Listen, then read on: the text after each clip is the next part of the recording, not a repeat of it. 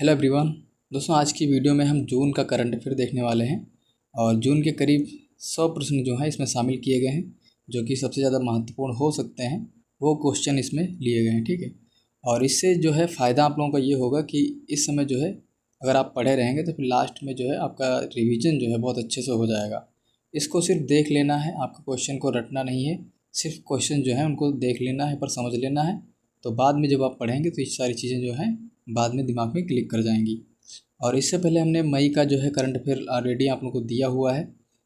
जो पीडीएफ थी आप लोगों को हमने टेलीग्राम पे दे दिया था, तो काफ़ी लोगों ने उसको देखा और उसका फीडबैक भी मिला कि जो है क्वेश्चन जो है बहुत अच्छे रखे गए। और यूपी पीसीएस का जो पैटर्न होता है उसी के आधार पे उनको बनाया गया था क्वेश्चन को। तो उसी के क्रम में हम लोग ये अगला पार्ट है और जून का करंट अफेयर इसमें देखने वाले हैं। तो पहला क्वेश्चन यहाँ पे दिया हुआ है कि जून 2026 को संस्कृति मंत्रालय द्वारा दी गई जानकारी के अनुसार द्वितीय ब्रिक्स संस्कृति कार्य समूह की बैठक उत्तर प्रदेश के किस शहर में आयोजित की गई। तो इसका सही आंसर हो जाएगा बनारस। ठीक है, वाराणसी। 4-5 जून को वाराणसी में एक महत्वपूर्ण बैठक आयोजित हुई।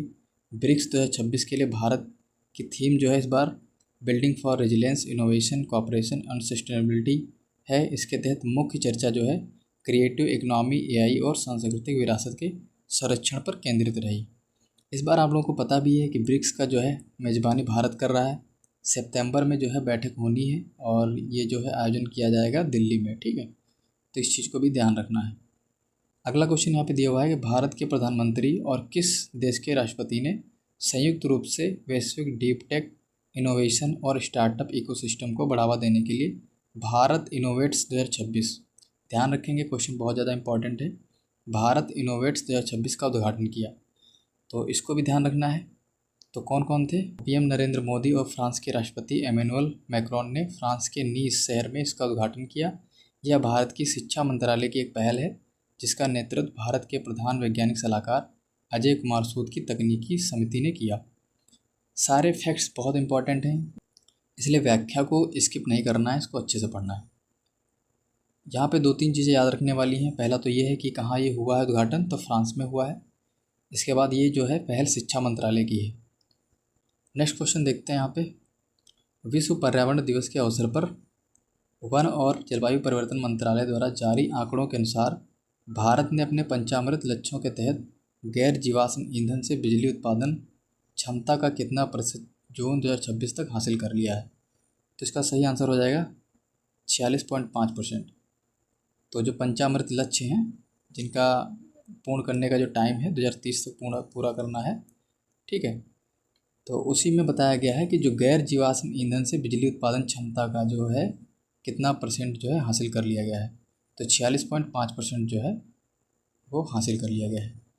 5 जून को जारी विशेष रिपोर्ट के अनुसार भारत का लक्ष्य 2030 तक 50% गैर जीवाश्म ईंधन हासिल करना था, लेकिन देश ने जून 2026 तक ही लगभग 46% नवीकरणीय ऊर्जा, परमाणु प्लस बड़ी जल विद्युत परियोजनाएँ का आंकड़ा पार कर लिया है। ठीक है, तो ये चीज़ ध्यान रखेंगे। तो अब बहुत समय नहीं लगेगा क्योंकि 46.5% तो पहुँच ही गया है और हमारा लक्ष्य क्या था 50% 2030 तक। तो बहुत जल्दी हम लोग इसको भी हासिल कर लेंगे। अगला क्वेश्चन है, देश के पहले हरित हाइड्रोजन संचालित समुद्री हब के रूप में किस बंदरगाह को विकसित करने की घोषणा की गई। बहुत इंपॉर्टेंट क्वेश्चन है। तो कौन सा बंदरगाह है? वीओ चिदम्बरनार बंदरगाह। ठीक है, तूतीकोरन तमिलनाडु में है ये। इसको वीओसी भी बोलते हैं। ठीक, वीओसी बंदरगाह। इसे हरित पत्तन नीति के तहत भारत का पहला पूर्णतया ग्रीन हाइड्रोजन संचालित बंदरगाह बनाने की मंजूरी मिली है। राष्ट्रीय हरित हाइड्रोजन मिशन के लक्ष्यों को पूरा करने में एक बड़ा कदम है। अगला क्वेश्चन है, प्रशासनिक सुधार और लोक शिकायत विभाग DARPG द्वारा जारी राष्ट्रीय ई गवर्नेंस सेवा वितरण आकलन एक रिपोर्ट जारी की गई जिसे बोलते हैं NESDA 2026। इस रिपोर्ट के बारे में बताना है। तो बड़े राज्यों की श्रेणी में उत्तर प्रदेश ने ई सेवाओं के अधिकतम वितरण में प्रथम स्थान प्राप्त किया है। दूसरा है कि इस वर्ष के आकलन में नागरिक केंद्रित सेवाओं में AI का एकीकरण मुख्य मानक था। तो यहाँ पे जो है दोनों स्टेटमेंट सही हो जाते हैं और यूपी इसमें फर्स्ट रहा, इसलिए ज़्यादा इम्पोर्टेंट हो जाता है। इन जो सेवाएं हैं, ई सेवाओं के अधिकतम वितरण में जो है यूपी फर्स्ट रहा है। ठीक है, इस रिपोर्ट में राष्ट्रीय ई गवर्नेंस सेवा वितरण आकलन रिपोर्ट। तो ध्यान रखेंगे दोनों ऑप्शन जो हैं इसके सही हो जाएंगे। अगला क्वेश्चन देखते हैं यहाँ पे कि भारत के पहले सौर मिशन आदित्य L1 ने सूर्य के किस हिस्से में आए भीषण सौर तूफान की दुर्लभ तस्वीरें और डेटा रिकॉर्ड किया है, जिसे इसके मुख्य पेलोड जिसे बोलते हैं पापा और स्वीट द्वारा कैप्चर किया गया है। तो कहाँ की जो है फ़ोटो ली गई हैं, तो इसका आंसर हो जाएगा क्रोमोस्फीयर और कोरोना। चलिए अगला क्वेश्चन देखते हैं। यहाँ पे है 12वां अंतर्राष्ट्रीय योग दिवस मनाया गया है। कौन सा 12वां? इसकी थीम पूछी गई, थीम क्या थी? तो इसकी थीम है स्वस्थ आयु के लिए योग, ठीक है, और 21 जून को ये मनाया जाता है। अगला क्वेश्चन है विज्ञान और प्रौद्योगिकी मंत्रालय द्वारा दी गई जानकारी के अनुसार भारत के राष्ट्रीय क्वांटम मिशन के तहत किस देश के साथ मिलकर क्वांटम कंप्यूटिंग और हाइब्रिड प्रणालियों पर संयुक्त अनुसंधान के लिए एक विशेष टास्क फोर्स का गठन किया गया है?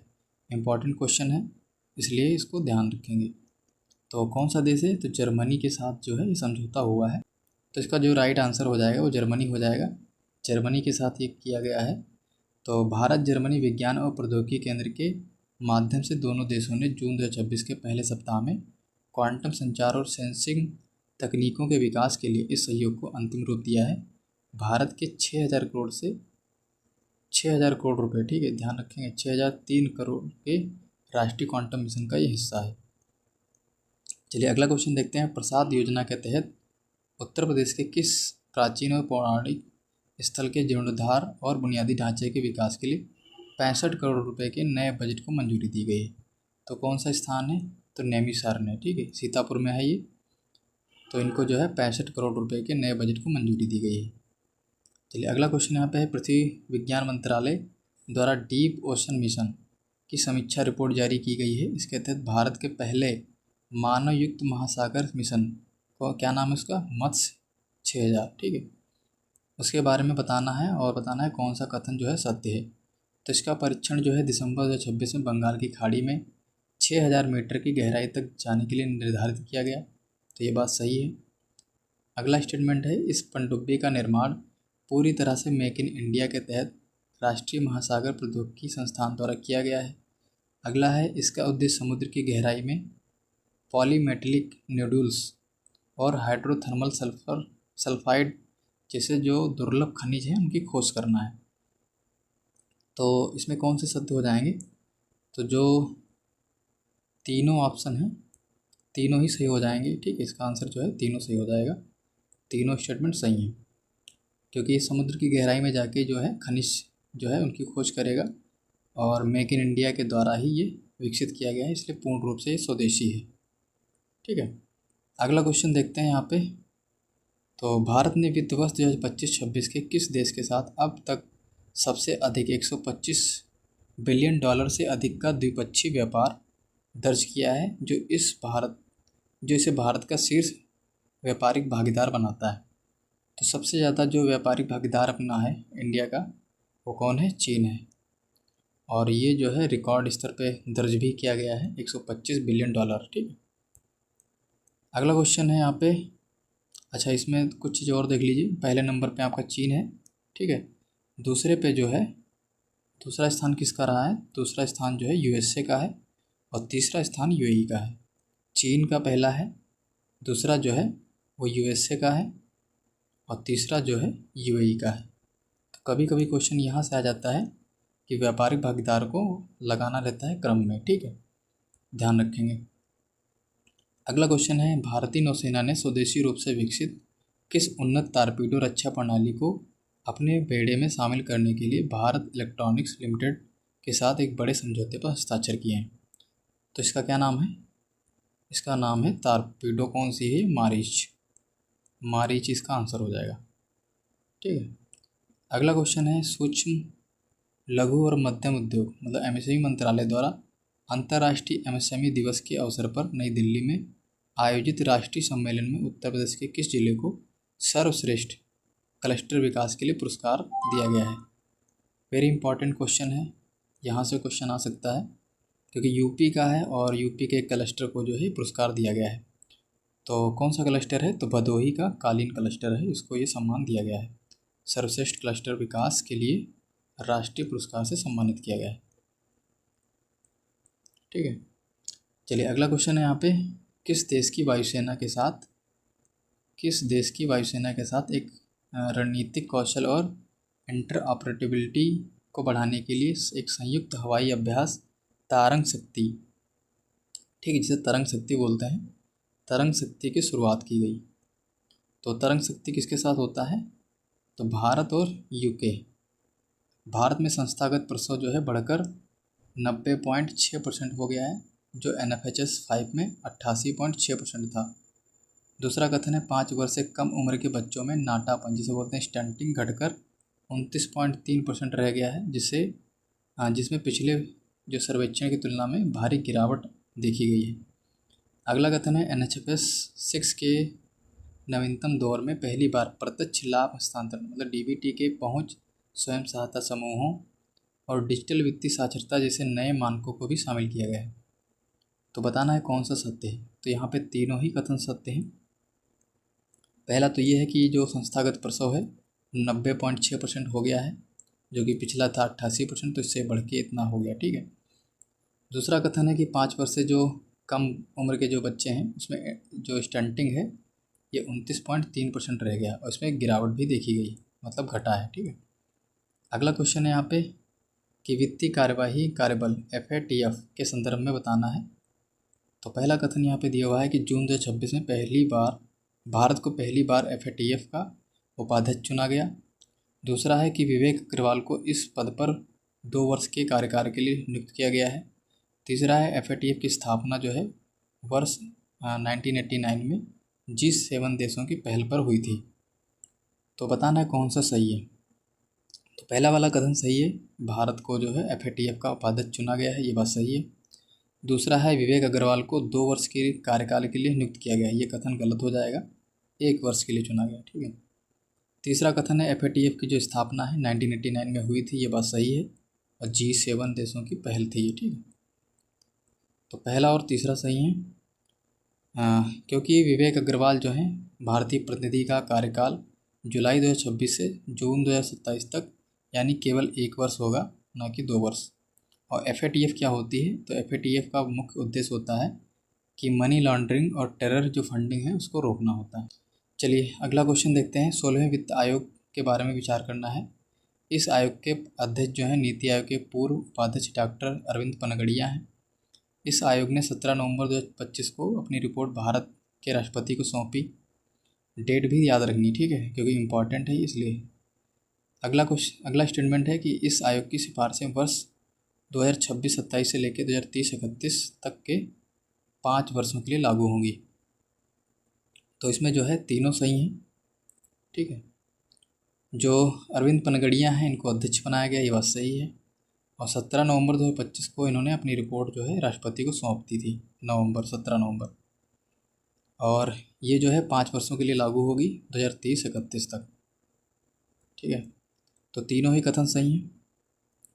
दिए गए तीनों कथन पूरी तरह से सही हैं। भारतीय संविधान के 280 के तहत वित्त आयोग का गठन किया जाता है और 16वें वित्त आयोग के अध्यक्ष जो हैं अरविंद पनगड़िया हैं। 5 वर्ष के लिए इनका गठन किया गया है। 280 में जो है वित्त आयोग का गठन किया जाता है। ठीक है, ध्यान रखेंगे। अगला क्वेश्चन है यहाँ पे, हाल ही में केंद्रीय कैबिनेट ने सर्वोच्च न्यायालय में जजों की संख्या में वृद्धि की मंजूरी दे दी है। इस वृद्धि के बाद मुख्य न्यायाधीश को मिलाकर सुप्रीम कोर्ट में जजों की जो कुल संख्या है अब कितनी हो जाएगी?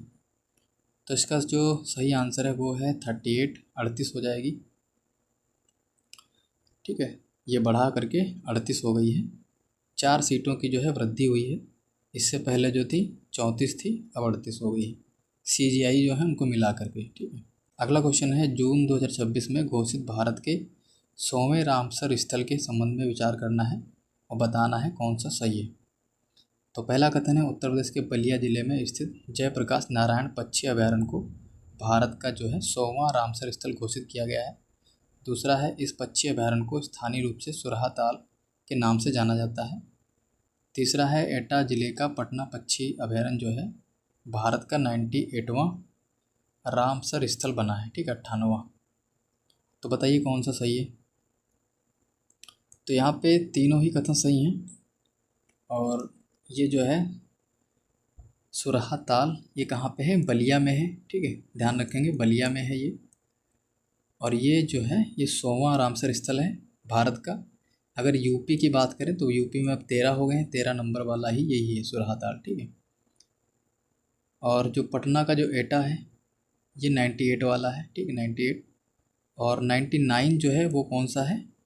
तो 98 99 जो है ये आपका हो जाएगा सेखा। ठीक है, सेखा वाला जो है ये 98 है, 99 है, सॉरी 99। ठीक है, इसको ध्यान रखेंगे। अगला क्वेश्चन है कपास उत्पादकता और क्षेत्रफल के संदर्भ में निम्नलिखित युग्मों पर विचार करना है। विश्व उत्पादन में शीर्ष देश कौन सा है? कपास उत्पादन में जो है शीर्ष देश बताया है कौन सा है? तो चीन पहला है, भारत है, फिर ब्राज़ील है। अगर विश्व क्षेत्रफल में शीर्ष देश देखे जाएँ तो भारत है, अमेरिका है, चीन है। भारत में अगर शीर्ष उत्पादक राज्य देखे जाए तो महाराष्ट्र, गुजरात, तेलंगाना है। बताइए कौन सा सही है? तो तीनों ही कथन यहाँ पे सही हैं, तीनों ही सुमेलित हैं।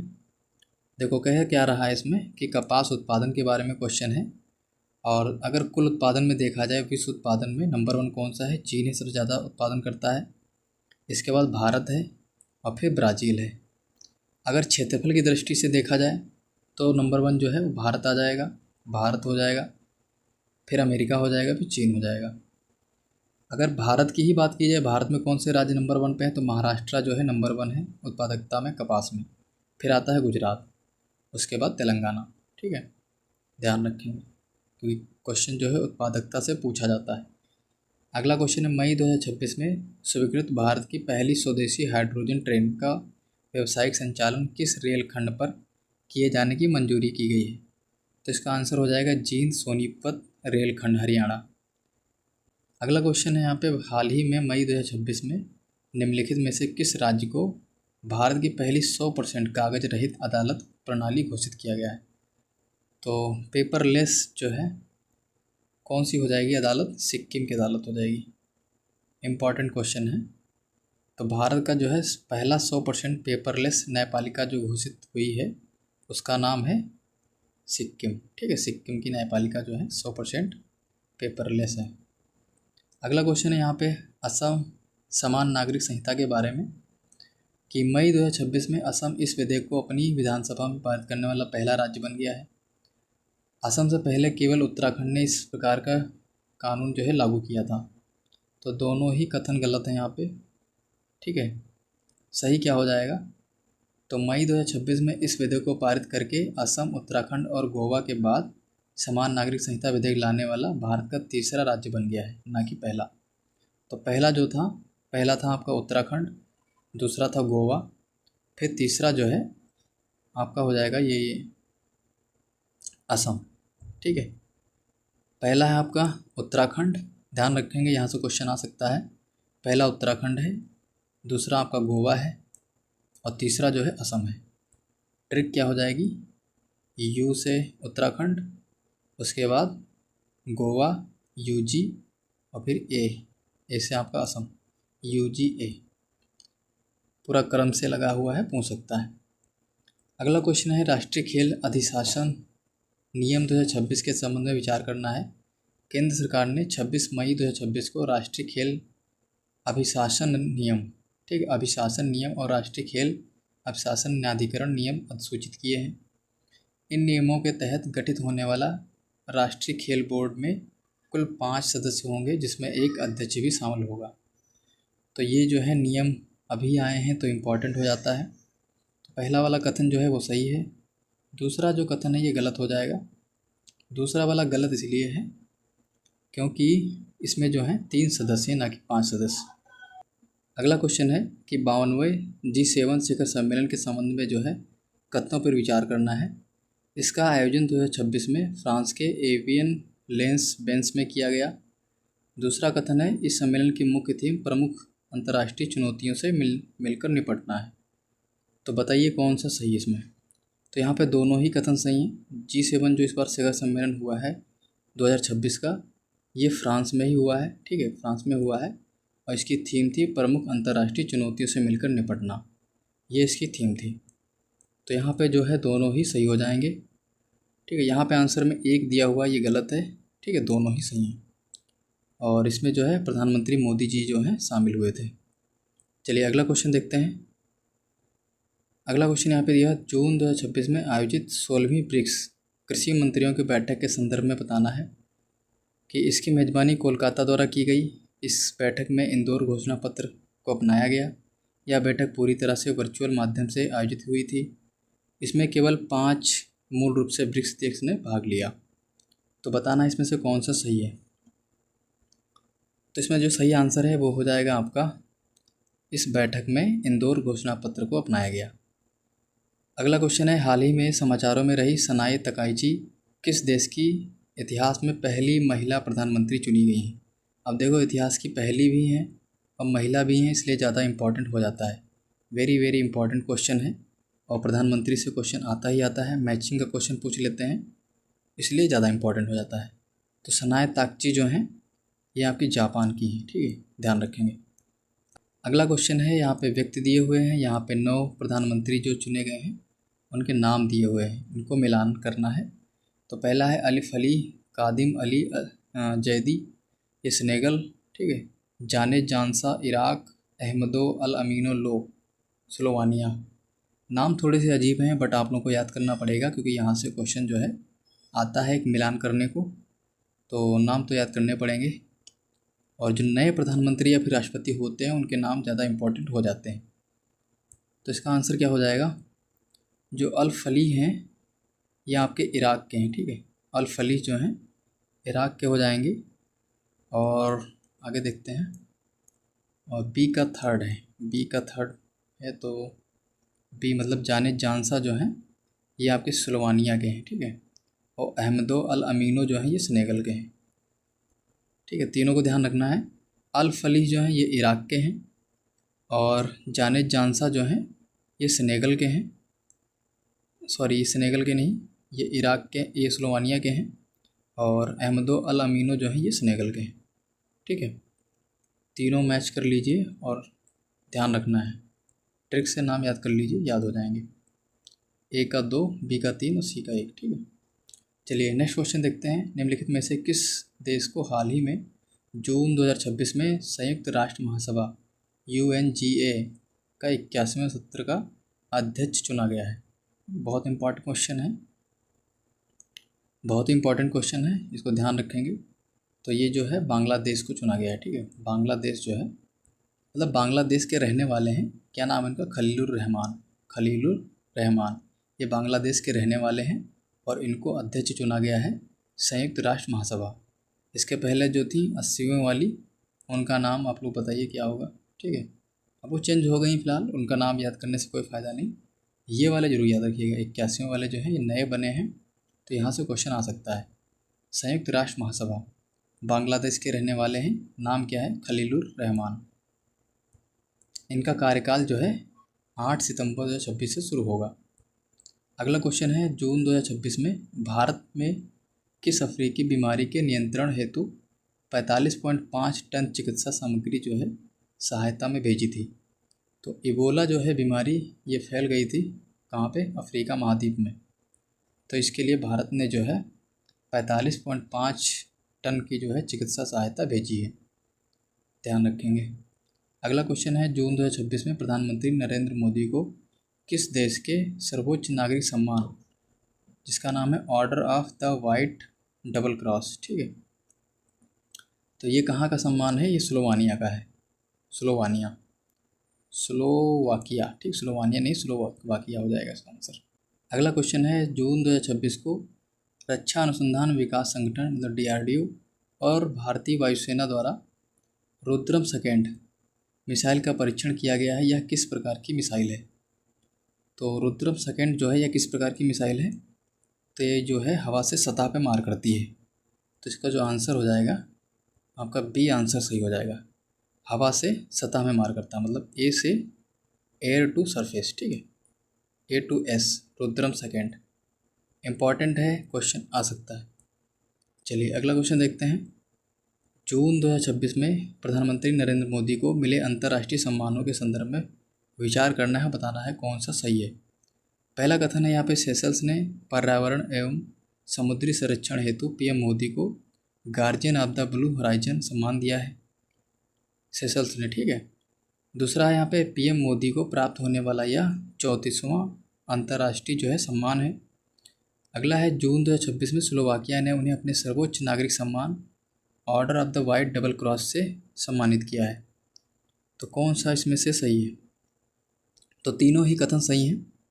सेशल्स ने जो है guardian of the blue horizon जो है सम्मानित किया है और इनको जो है टोटल 34 मिल गए हैं, ठीक है। तो 34वां जो है अंतर्राष्ट्रीय सम्मान प्राप्त हुआ है और डबल क्रॉस वाला जो पुरस्कार है ये स्लोवाकिया ने दिया है, ठीक है। तीनों ही कथन सही है। अच्छा, 34वां जो अंतर्राष्ट्रीय सम्मान है शायद इसके रिस्पेक्ट में बता रहा है। सेशल्स ने जो दिया है guardian of the blue horizon, ये 34वां अंतर्राष्ट्रीय सम्मान है। तो टोटल इनके हो गए हैं 34, ठीक है। 34 से ज़्यादा ही होंगे शायद, आप लोग बताना कमेंट में, मुझे अभी याद नहीं है, ठीक। काफ़ी सारे इनको मिल गए हैं।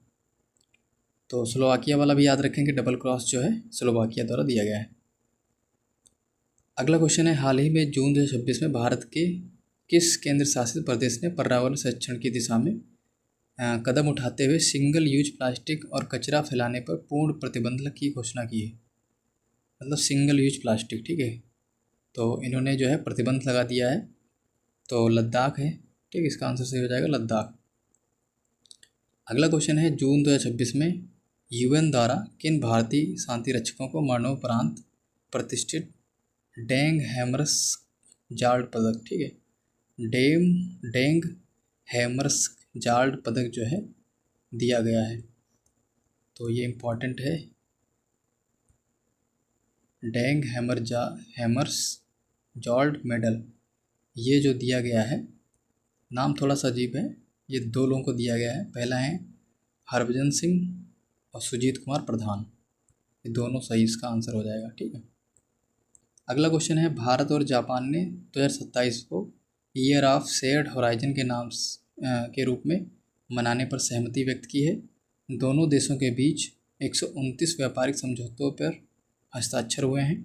भारत जापान सहयोग के अंतर्गत भारत में जो है 1000 बायोगैस और ऑर्गेनिक खाद संयंत्र स्थापित किए जाएंगे। तो इसका आंसर क्या हो जाएगा? तो यहाँ पे डी आंसर हो जाएगा, मतलब तीनों ही कथन सही हैं। भारत और जापान के बीच 129 व्यापारिक समझौतों पर हस्ताक्षर किए गए हैं और भारत और जापान ने जो है संयुक्त रूप से 2027 को ईयर ऑफ शेयर्ड होराइजन्स के रूप में मनाने की सहमति व्यक्त की है, ठीक है, ध्यान रखेंगे। और 1000 जो है बायोगैस जो प्लांट हैं वो बनाए जाएंगे, स्थापित किए जाएंगे। चलिए अगला क्वेश्चन देखते हैं। यहाँ पे कुछ डेट्स दी हुई हैं और इधर दिवस हैं, इनको मैच करना है। तो पहला है पर्यावरण दिवस 5 जून, विश्व खाद्य दिवस 7 जून, विश्व महासागर दिवस 8 जून। तो तीनों ही सही हैं। हमारा जो पर्यावरण दिवस होता है वो 5 जून को मनाया जाता है, खाद्य सुरक्षा 7 जून और विश्व महासागर दिवस 8 जून। तीनों ही डेट इम्पॉर्टेंट हैं, आ सकती हैं। अगला क्वेश्चन है, विश्व पर्यावरण दिवस 2026 का वैश्विक मेजबान देश अजरबैजान था और वर्ष 2026 की थीम क्या है? बीट प्लास्टिक पॉल्यूशन थी। इस अभियान का नेतृत्व UNEP द्वारा किया गया है। तो बताइए कौन सा सही है? तो पहला वाला सही है, ठीक है। अजरबैजान जो है इसका मेजबान देश था। थीम जो थी ये नहीं थी, इसलिए गलत हो जाएगा। और UNEP द्वारा इसका नेतृत्व किया गया है। तो पहला और तीसरा जो है सही हो जाएंगे, ठीक है। पहला और तीसरा सही हो जाएंगे। इसकी थीम क्या थी? तो प्रकृति से प्रेरित जलवायु के लिए हमारे भविष्य के लिए, प्रकृति से प्रेरित जलवायु के लिए हमारे भविष्य के लिए, ये इसकी थीम थी। अगला है, प्रथम वर्ल्ड योगासन चैंपियनशिप 2026 का आयोजन जो है अहमदाबाद में हुआ। भारत पदक तालिका में 102 स्वर्ण सहित कुल 114 पदक के साथ शीर्ष पे रहा। योगासन चैंपियनशिप थी इसलिए इम्पॉर्टेंट है और ये इसका आंसर जो है दोनों ही सही हो जाएगा, ठीक है। 1 और 2 दोनों सही हैं। पहला है, ठीक है, पहला है वर्ल्ड योगासन चैम्पियनशिप, योगा में योगा की चैम्पियनशिप थी और ये कहाँ हुई है? अहमदाबाद गुजरात में। और इसमें जो है 102 स्वर्ण पदक जो हैं भारत को मिले हैं, टोटल 114 थे। मतलब बहुत ज़्यादा स्वर्ण पदक मिल गए। ठीक है, 114 टोटल हैं, जिसमें से 102 सिर्फ गोल्ड है। इंपॉर्टेंट क्वेश्चन है फिर, ठीक है, ध्यान रखेंगे। चलिए अगला क्वेश्चन देखते हैं। यहाँ पे नासा ने जून 2026 में मावेन मार्स मिशन को आधिकारिक रूप से समाप्त करने की घोषणा की है। यह मिशन मंगल ग्रह के वायुमंडल का अध्ययन करने के लिए प्रारंभ किया गया था। तो दोनों ही कथन सही हैं। और माविन जो है ये नासा का था, मतलब यूएसए का मिशन था, और मार्स के लिए भेजा गया था। ये मार्स मतलब मंगल ग्रह, मंगल ग्रह के अध्ययन के लिए भेजा गया था। दोनों ही यहाँ पे सही हैं। चलिए अगला क्वेश्चन देखते हैं। यहाँ पे जून 2026 में खलीलुर रहमान संयुक्त राष्ट्र महासभा के 81वें अध्यक्ष निर्वाचित किए गए हैं और वे बांग्लादेश से संबंधित हैं। तो अभी हमने ऊपर देखा भी था, क्वेश्चन रिपीट हुआ है और दोनों ही कथन यहाँ पे सही हैं। ठीक है, दोनों ही सही हैं। अगला क्वेश्चन है कंप्यूटेक्स 2026 का आयोजन ताइपे ताइवान में हुआ। इस अवसर पर नवीडिया ने RTX स्पार्क सुपर चिप का अनावरण किया। तीसरा कथन है इसे पर्सनल कंप्यूटिंग के क्षेत्र में एक महत्वपूर्ण तकनीकी प्रगति माना गया है। तो यहाँ पे तीनों ही कथन सही हैं। कंप्यूटेक्स जो है, कंप्यूटेक्स 2026, इसका आयोजन जो है ताइवान में हुआ है। और ताइवान जानते ही हैं टेक्नोलॉजी में बहुत ज़्यादा आगे है, तो कंप्यूटेक्स वगैरह यही ताइवान में ही होंगे। और इस अवसर पर जो है नवीडिया जो इंडिया की कंपनी है, इसने RTX स्पार्क सुपर चिप का अनावरण भी किया था। ठीक है, तो दोनों ही कथन सही हैं ऊपर वाले, और तीसरा भी सही है। इसे पर्सनल कंप्यूटिंग के क्षेत्र में एक महत्वपूर्ण तकनीकी की प्रगति माना गया है। तीनों ही कथन सही हैं। ठीक है, चलिए अगला देखते हैं। यहाँ पे कुछ घटना दी हुई है, यहाँ पे संबंधित तथ्य हैं।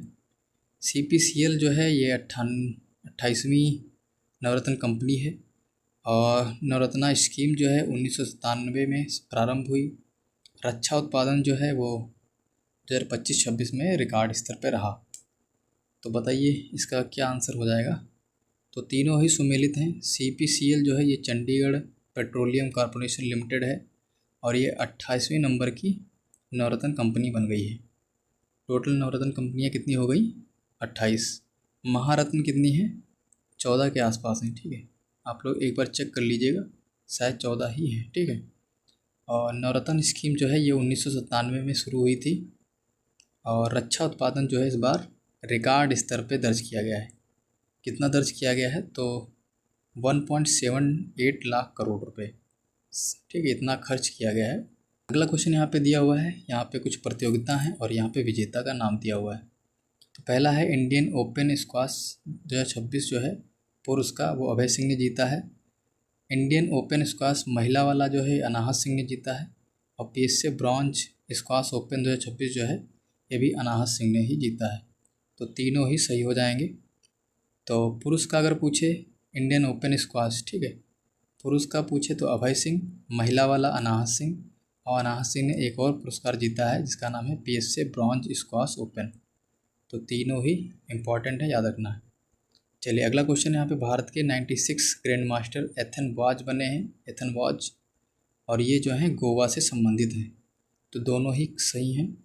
96 के जो ग्रैंड मास्टर हैं, शतरंज में होता है, ठीक, शतरंज से संबंधित हैं और ये इनका नाम जो है एथन वाज है और ये गोवा के रहने वाले हैं।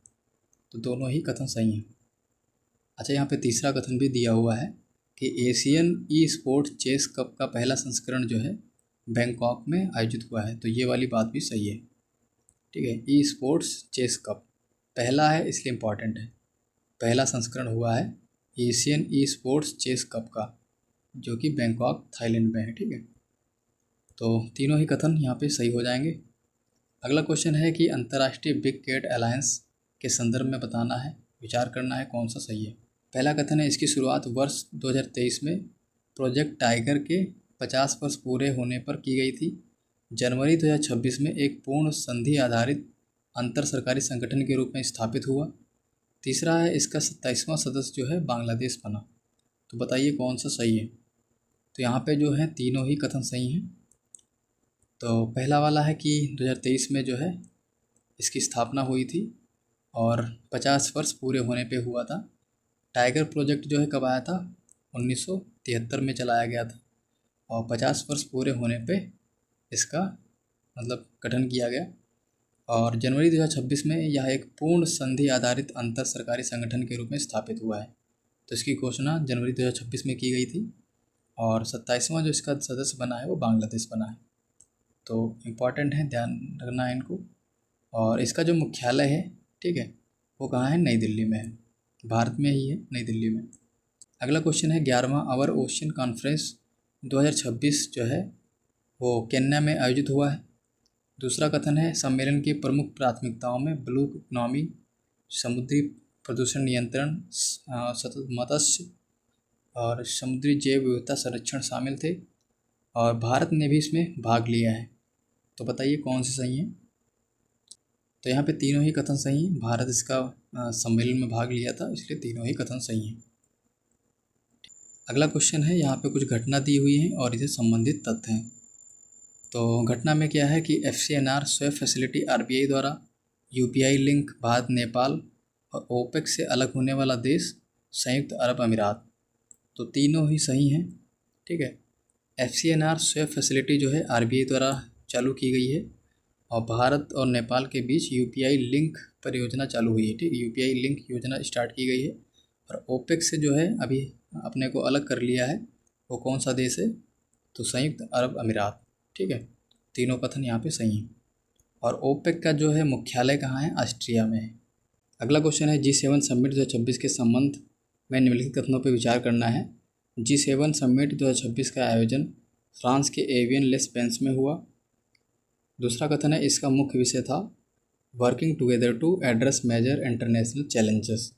तो दोनों ही कथन यहाँ पे सही हैं, ठीक है। ये ऑलरेडी मैंने बताया हुआ है और ये रिपीट हो गया है, ठीक है। दोनों ही सही हैं। यहाँ पे केवल एक दिया हुआ है, ये गलत है, ठीक है। दोनों हो जाएंगे सही, कहीं कहीं पे मिसप्रिंट हुआ है, तो दोनों ही सही हैं यहाँ पे। अगला क्वेश्चन यहाँ पे घटना है और यहाँ पे संबंधित व्यक्ति हैं, इनको मैच करना है। तो Wolf prize in physics professor Jainendra K Jain. बर्टान अवार्ड सुभानी शेख को दिया गया है। Award of the white double cross Narendra Modi. तो बताइए कौन सा सही है इसमें से? तो तीनों ही कथन सही हैं, ठीक है, तीनों ही मैच कर रहे हैं। वुल्फ प्राइज जो है ये फिजिक्स में दिया जाता है और किसको मिला है? प्रोफेसर जैनेंद्र के जैन को। बर्टान अवार्ड जो है ये सुभानी शेख को मिला है और डबल क्रॉस वाला जो है ये नरेंद्र मोदी को मिला है। अगला क्वेश्चन है ग्रैंड सैंड मास्टर कप 2026 जीतने वाले पहले भारतीय कौन है? तो ये सैंड मास्टर हैं, मतलब रेत से मूर्तियां बनाते हैं, जिनका नाम है सुदर्शन पटनायक। ओडिशा के रहने वाले हैं ये। काफ़ी इम्पोर्टेंट क्वेश्चन है ये, ठीक है। अगला क्वेश्चन है अनन्नास उत्सव 2026 का आयोजन नई दिल्ली में किस राज्य द्वारा किया गया है? तो इसका आंसर हो जाएगा त्रिपुरा। त्रिपुरा द्वारा किया गया है। इसके बाद जो है मेघालय द्वारा भी किया गया है, ठीक, जुलाई में। तो ये तो जून में हुआ था, जुलाई में जो है मेघालय द्वारा किया गया है अनन्नास उत्सव।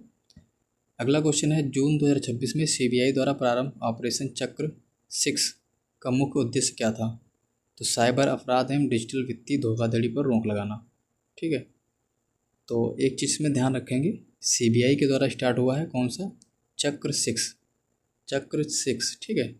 चक्र 6 जो है CBI द्वारा स्टार्ट किया गया ऑपरेशन है और इसका उद्देश्य क्या है? साइबर अपराध और डिजिटल वित्तीय धोखाधड़ी पर रोक लगाना। अगला क्वेश्चन है निम्नलिखित पर विचार कीजिए। पहले कथन में दिया है कि भारत का पहला 3D printed artificial reef module Tamil Nadu में स्थापित किया जाएगा। इसका उद्देश्य समुद्री जैव विविधता एवं मत्स्य संसाधनों का संरक्षण करना है। बहुत ही इंपॉर्टेंट क्वेश्चन है, इसके दोनों ही सही हो जाएंगे, ठीक है। 3D printed artificial reef module जो है ये तमिलनाडु में स्थापित होगा और इसका उद्देश्य क्या है कि जो समुद्री जैव विविधता है और मत्स्य संसाधन है उनका संरक्षण करना है। तो दोनों ही स्टेटमेंट यहाँ पे सही हैं। अगला क्वेश्चन है कि उल्लास पहल के अंतर्गत जून 2026 में भारत का छठा पूर्ण राज्य कौन सा बना है? पूर्ण साक्षर राज्य। तो पहला कौन सा था, दूसरा कौन सा था? सभी नाम याद रहने चाहिए। अभी हाल ही में छठवां बन गया है, तो इम्पॉर्टेंट है ये, ठीक है। तो छठवां जो बना है ये आपका उत्तराखंड बना है, ठीक है।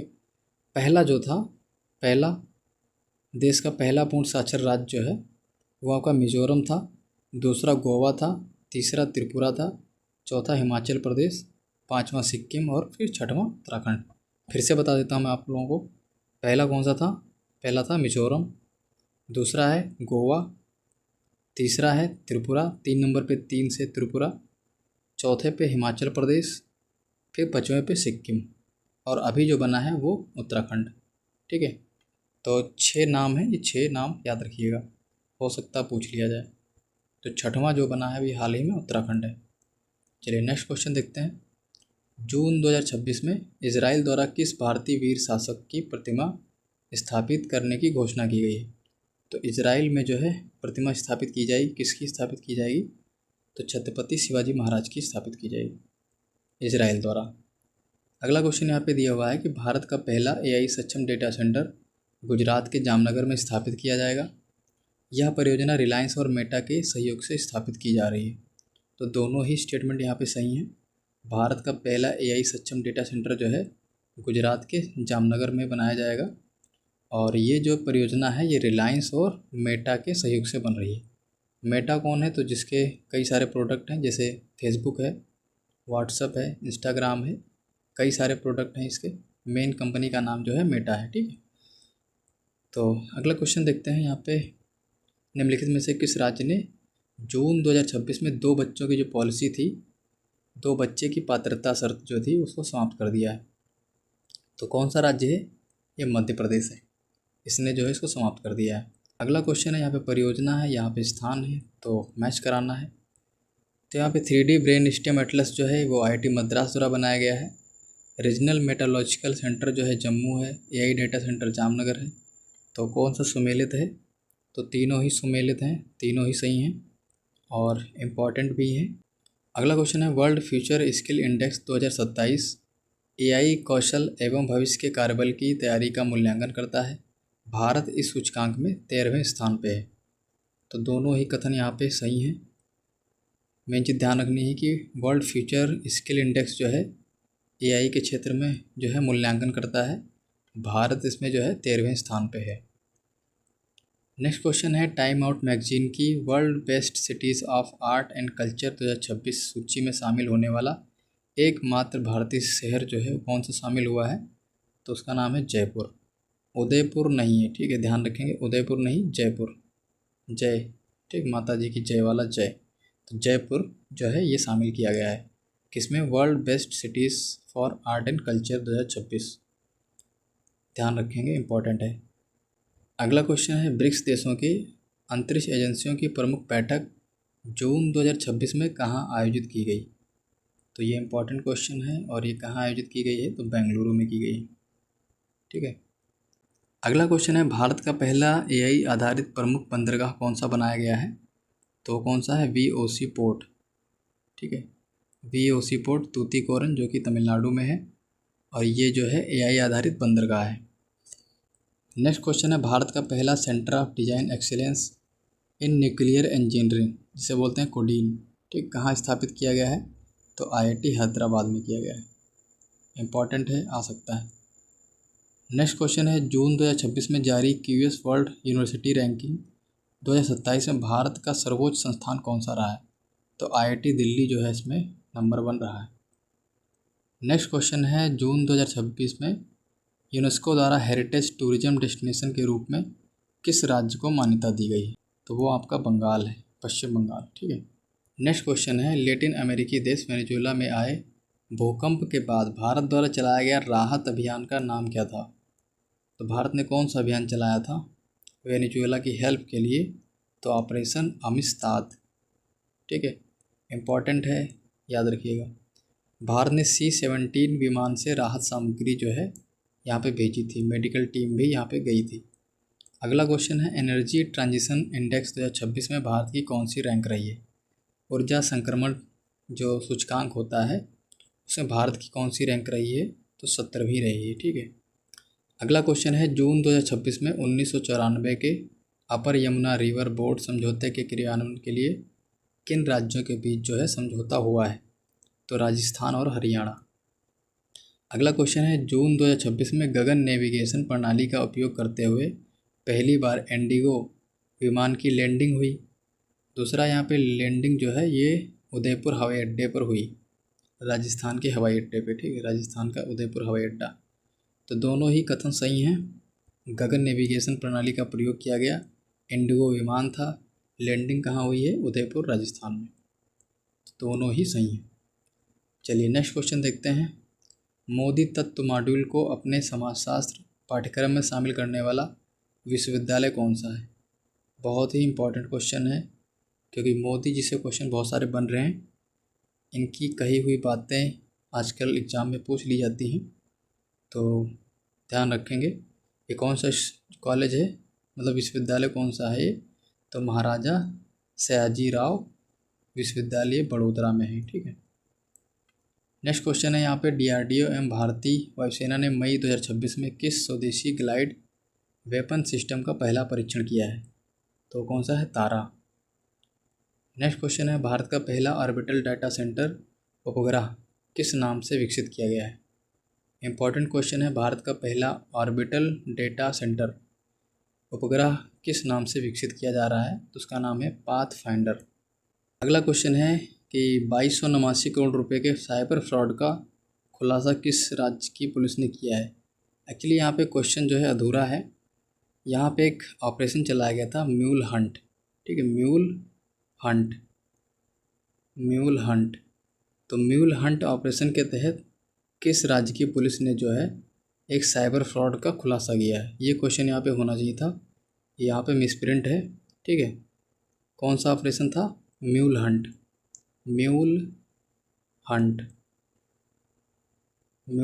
1.0। ठीक है, तो ये ऑपरेशन था। इसके तहत जो है जो महाराष्ट्र पुलिस है उसने 2289 करोड़ रुपए का साइबर फ्रॉड का खुलासा किया था। ठीक है, तो ये इसका आंसर हो जाता। अगला क्वेश्चन है, वंदे गंगा जल संरक्षण जन अभियान 2026 का आयोजन किस राज्य द्वारा किया गया है? तो ये राजस्थान द्वारा किया गया है। नेक्स्ट क्वेश्चन है, 2026 में रक्षा मंत्री राजनाथ सिंह ने नई रक्षा विनिर्माण इकाई एवं आधुनिक मिसाइल कॉम्प्लेक्स का उद्घाटन कहाँ किया है? तो शिरडी महाराष्ट्र में किया है। नेक्स्ट क्वेश्चन है, भारत की पहली निजी क्षेत्र की मैरीन गैस टरबाइन मरम्मत सुविधा कहाँ पर स्थापित की जाएगी?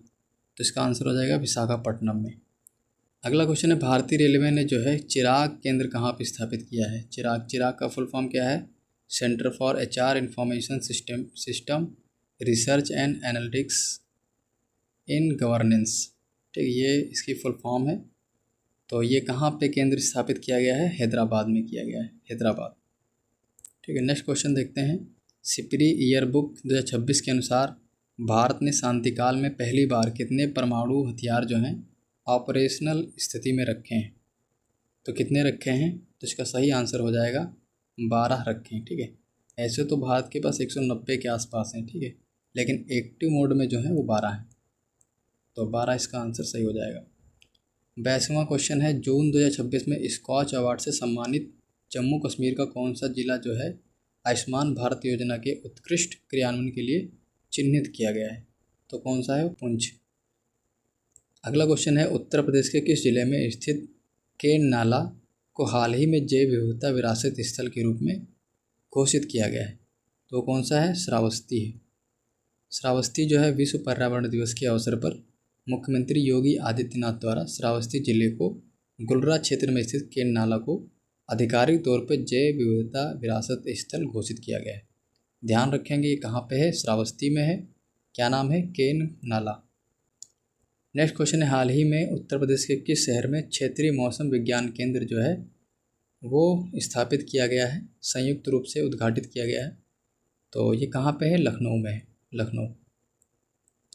तो केंद्रीय मंत्री जो हैं जितेंद्र सिंह और उत्तर प्रदेश के मुख्यमंत्री योगी आदित्यनाथ ने 8 जून 2026 को लखनऊ में क्षेत्रीय मौसम विज्ञान केंद्र का संयुक्त रूप से उद्घाटन किया है। क्षेत्रीय मौसम विज्ञान केंद्र लखनऊ में है। ठीक है, ध्यान रखेंगे। अगला क्वेश्चन है, हाल ही में भारत सरकार की हब एंड स्पोक विमानन रणनीति के तहत उत्तर प्रदेश का कौन सा शहर इजी कनेक्ट मॉडल के अंतर्गत अंतर्राष्ट्रीय यात्रा के लिए एकीकृत होने वाला पहला शहर बन गया है? तो कौन सा है? वाराणसी। अगला प्रश्न है, विश्व पर्यावरण दिवस के अवसर पर उत्तर प्रदेश के किस स्थल को देश का 100वां एवं उत्तर प्रदेश का 13वां रामसर स्थल घोषित किया गया है? तो ये कौन सा हो जाएगा? जयप्रकाश नारायण पक्षी अभयारण्य, जिसे सुराहा ताल भी बोलते हैं, बलिया में है ये। ठीक है, 13वां है यूपी का। सबसे ज़्यादा रामसर स्थल कहाँ पे हैं, तो तमिलनाडु में है। दूसरे पे जो है वो यूपी आता है। अगला क्वेश्चन है, उत्तर प्रदेश सरकार ने 29 जून को किस रूप में मनाने की घोषणा की है। यूपी गवर्नमेंट ने स्टार्ट किया है 29 जून को कौन सा व्यापारी कल्याण दिवस। किसकी जयंती पे ये मनाया जाएगा, तो भामाशाह की जयंती पे व्यापारी कल्याण दिवस जो है मनाया जाएगा 29 जून, ध्यान रखेंगे। अगला क्वेश्चन है, उत्तर प्रदेश के ग्लोबल ग्रोथ डायलॉग का आयोजन किस संस्था द्वारा किया गया है। तो इसका जो सही आंसर हो जाएगा इन्वेस्ट यूपी द्वारा किया गया है। नेक्स्ट क्वेश्चन है, वन नेशन वन सब्सक्रिप्शन का उद्देश्य क्या है। तो इसका उद्देश्य क्या है, शोधकर्ताओं एवं विद्यार्थियों को वैज्ञानिक शोध पत्रों तक एकीकृत पहुंच उपलब्ध कराना है। मतलब एक डेटाबेस तैयार किया जाएगा जिसके माध्यम से सारी चीज़ें जो हैं वो एक पास मिल जाएंगी और इससे रिसर्च और जो शोध का कार्य होता है वो और ज़्यादा आसान हो जाएगा। अगला क्वेश्चन है, निम्नलिखित में से कौन सा संगठन जो है ग्लोबल जेंडर गैप रिपोर्ट जो है जारी करता है। आगे जो है कुछ क्वेश्चंस रिपोर्ट से रखे गए हैं क्योंकि रिपोर्ट से क्वेश्चन पूछ लिए जाते हैं। और मुझे याद है 2023 में, शायद 2023 नहीं 2024 में जो है एक क्वेश्चन आया था जिसमें रिपोर्ट्स जो है मैच करवानी थी कि कौन सी रिपोर्ट्स कौन सी संस्था जारी करती है। ठीक है, तो इसलिए 10 क्वेश्चन जो हैं आगे जो आने वाले हैं ये रिपोर्ट्स पे ही रखे गए हैं। तो ग्लोबल जेंडर गैप रिपोर्ट जो है ये किस संस्था द्वारा जारी की जाती है, तो वर्ल्ड इकोनॉमिक फोरम द्वारा जारी की जाती है। अगला क्वेश्चन है, हाल ही में चर्चा में रहा एक्सरसाइज टाइगर ट्रम्प जो है किन देशों के बीच आयोजित होता है, तो भारत और अमेरिका। ठीक है, इसको ध्यान रखना है। टाइगर जो है ये अपने भारत वाले हो गए और ट्रम्प, तो ट्रम्प को जानते ही हैं। ठीक है, तो टाइगर ट्रम्प जो है भारत और अमेरिका के बीच। अगला क्वेश्चन है, मानस एवं महाभारत अंतर्राष्ट्रीय सभ्यता अध्ययन केंद्र की स्थापना किस देश के साथ मिलकर की गई है। मानस एवं महाभारत अंतर्राष्ट्रीय सभ्यता अध्ययन केंद्र, इम्पॉर्टेंट क्वेश्चन है। इसका आंसर हो जाएगा आपका किर्गिस्तान। ठीक है, सही आंसर हो जाएगा किर्गिस्तान के साथ मिलकर किया गया है। नेक्स्ट क्वेश्चन है, ग्लोबल एआई समिट 2027 की मेजबानी कौन सा देश करेगा। 2027 वाला, ठीक है, 26 वाला भारत ने किया था, 27 वाला करेगा स्विट्जरलैंड। नेक्स्ट क्वेश्चन है, निम्नलिखित में से किस संस्था द्वारा वर्ल्ड इकोनॉमिक आउटलुक रिपोर्ट जारी की जाती है। तो ये जारी की जाती है IMF द्वारा। अगला क्वेश्चन है, निम्नलिखित में से कौन सी संस्था ग्लोबल रिस्क रिपोर्ट जारी करती है। तो इसका आंसर हो जाएगा वर्ल्ड इकोनॉमिक फोरम। अगला क्वेश्चन है कि निम्नलिखित युग्मों में से कौन सा जो है वो सही नहीं है। ठीक है, तो FAO जो है रोम में है इसका हेडक्वार्टर, और WHO जिनेवा में, UNEP पेरिस में, और यूनेस्को जो है ये पेरिस में है। तो इसमें कौन सा सुमेलित नहीं है, तो UNEP वाला जो है ये गलत है। UNEP का जो मुख्यालय है ये आपका केन्या में है, नैरोबी। ठीक है, और बाकी जो है वो सही हैं। FAO जो है ये आपका रोम में है, WHO जो है जिनेवा में है, और यूनेस्को जो है ये पेरिस में है। इनके हेडक्वार्टर दिए हुए हैं, ये आप लोग ध्यान रखेंगे। नेक्स्ट क्वेश्चन है कि लिविंग प्लेनेट रिपोर्ट किस संस्था द्वारा जो है जारी की जाती है। तो इसका जो राइट आंसर है ये हो जाएगा WWF। नेक्स्ट क्वेश्चन है, निम्नलिखित में से कौन सा संगठन state of the world forest report जारी करता है। तो इसका आंसर हो जाएगा FAO।